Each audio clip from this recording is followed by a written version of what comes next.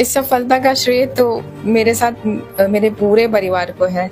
मेरे सभी लोग हैं, घर में जितने भी मेंबर्स हैं, सबने मुझे बहुत सपोर्ट किया है। मम्मी पापा, बहनों ने और भाभी भैया ने, और मेरे बड़े जीजा जी हैं, उन्होंने भी बहुत मुझे मार्गदर्शन दिया। उन्होंने भाई हमारे लिए तो ये बहुत बड़ी उपलब्धि है।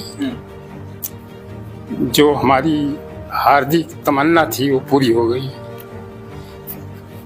आपकी आंखों में आंसू हैं, आखिर ऐसा क्यों? ये खुशी के आंसू हैं हमारे जो है। शुरू से ही यूपीएससी ही देना था। बहुत छोटी थी मैं, फर्स्ट सेकंड क्लास में, तो सोचती थी कि हाँ मुझे आईएएस बनना है, तो तभी से फिर उस दिशा में सोचने लगी। हम कर रहे हैं, हम कहें ठीक है साधना, पढ़ाई करती रहो, अच्छा रिजल्ट आएगा। भावुक हो रही हैं आप, क्या वजह है इसकी? कुछ नहीं, अच्छा लग रहा है।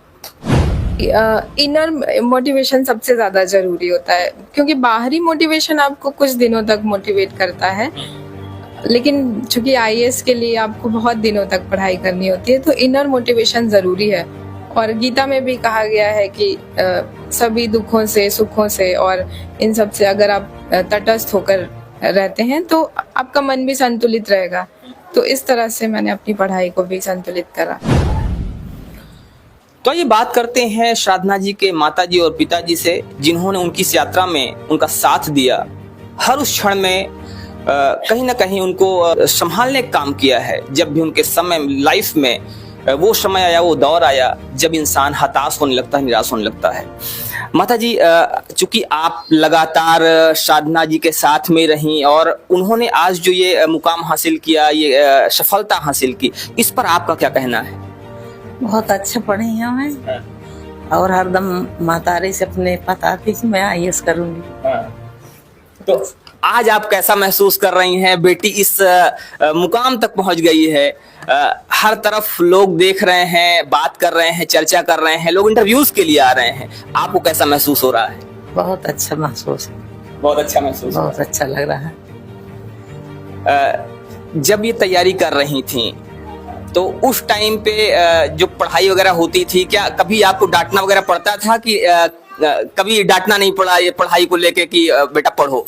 डांटना कभी नहीं पड़ा, बल्कि कह रहे हैं तुम सो जाओ जल्दी से, क्यों रात भर जागती हो।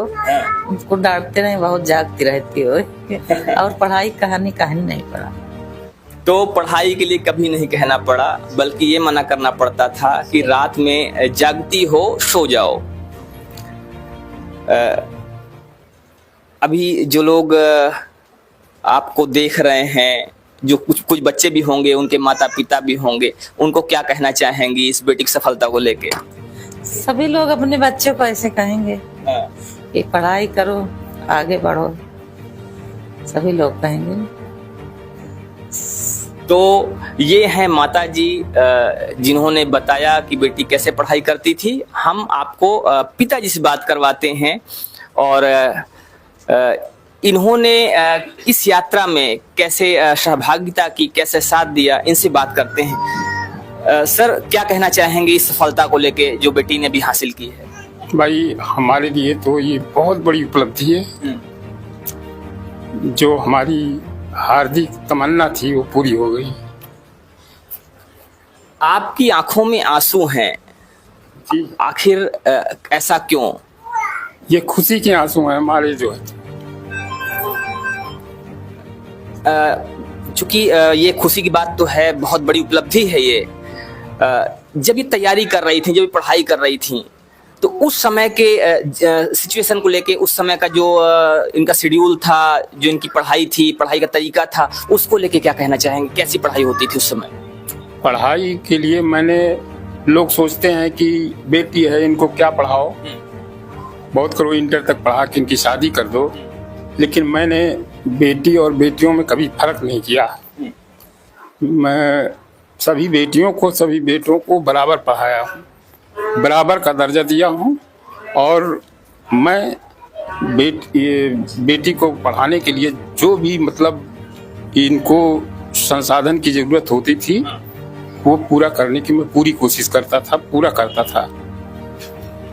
आपने बताया कि आपने कभी बेटी और बेटे में फर्क नहीं किया और जो भी जरूरत हुई आपने पूरा करने की कोशिश किया। चूंकि बेटी हिंदी मीडियम से थी, हालांकि वो कहती जरूर थी कि हाँ हम आईएएस करना चाह रहे हैं, उसकी तैयारी कर रहे हैं। क्या आपको लगा था कि पहले ही प्रयास में ये उपलब्धि हासिल हो जाएगी और आपको इतना गौरवान्वित महसूस करवाएगी आपकी बेटी? जी हाँ, इसके लिए मैं कंफर्म था, क्योंकि मुझे ये चीज मालूम था कि मेरी बेटी कितना पढ़ रही है, कितना उसने मेहनत कर रही है।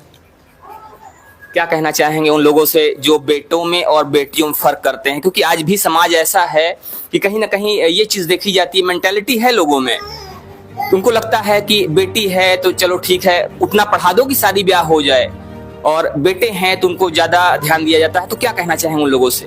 भाई मैं तो यही कहूँगा कि बेटी को और ज़्यादा पढ़ाने की कोशिश करिए, उनको और ज़्यादा बढ़ाने की कोशिश करिए, क्योंकि समाज में बेटियां ही ज़्यादा आगे बढ़, उनको सुविधा देने से हमारा समाज और आगे बढ़ सकता है।